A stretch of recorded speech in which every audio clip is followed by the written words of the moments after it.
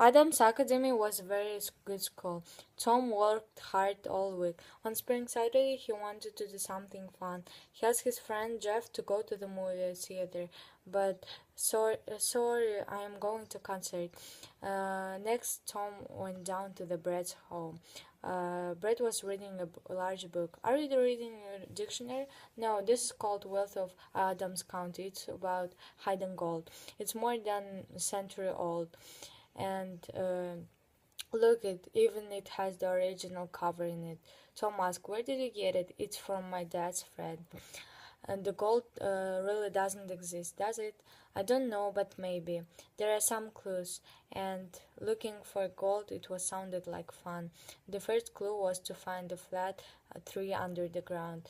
It must be in the forest, said Tom. Brett said, the flat tree could be the board under the dirt. Tom and Brett dug into the dirt all morning, but then they could not find it. Then Brett hit something hard. It was a board, and Brett pounded the board, and it. Then they find the gold coin. Tom saw a piece of paper. Brett, it's more. There is a map. Let's go. And they hurried to find the well.